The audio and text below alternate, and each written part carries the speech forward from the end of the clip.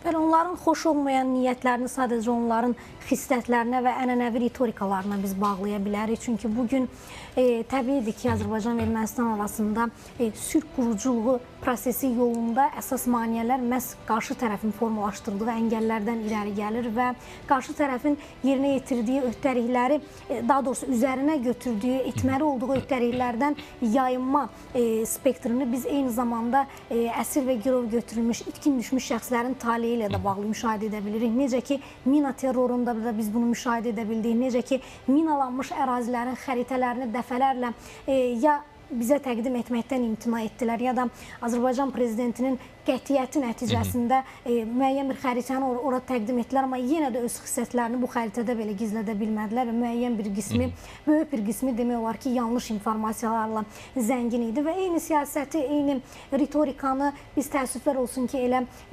əsirlərə qarşı da olan siyasətdə də görürük.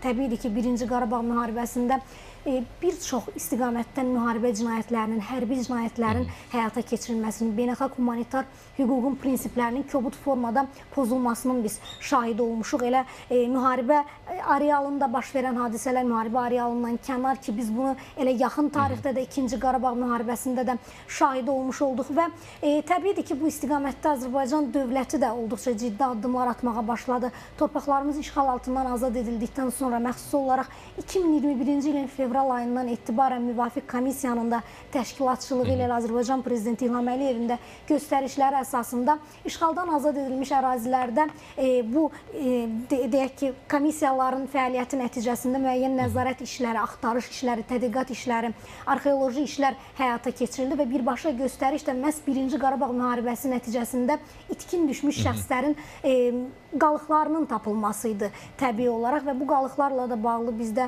informasiyalar artıq genişdir. Çünki həmin qazıntılar nəticəsində 23-dən çox kütləvi məzarlıqlar aşkar olundu. Şuşada, Xocalıda, Xocavənddə, Füzuli ətrafında və bu siyahını biz çox uzada bilərik ki, həm hərbiçilər, həm mülki insanlara qarşı olduqca işgəncə davranışları bu qalıqlarda müşahidə olunurdu və 1-ci Qarabağ müharibəsinin həqiqətən də Ermənistan tərəfinin törətdiyi o vandalizm aktlarının, genosid siyasətinin bariz nümunələrindən biri idi, göstəricilərindən biri idi həmin məzarlıqlar və o məzarlıqlarda olan qalıqlar, tapıntılar. Təbiidir ki, bu illər ərzində elə torpaqlarımız işğaldan azad olunan müddətə qədər Azərbaycan tərəfi Ümumilli lider Heydər Əliyevin də, onun ardınca Azərbaycan Prezidenti İlham Əliyevin də böyük bir səyləri oldu. Beynəlxalq qurumların, beynəlxalq ictimaiyyətin müvafiq mövzuya diqqətinin yönəldilməsi ilə bağlı, fakt araşdırıcı missiyaların müvafiq ərazilərə yönləndirilməsi ilə bağlı ki, artıq bu insanların taleyi ilə bağlı bizə heç bir məlumat verilmir.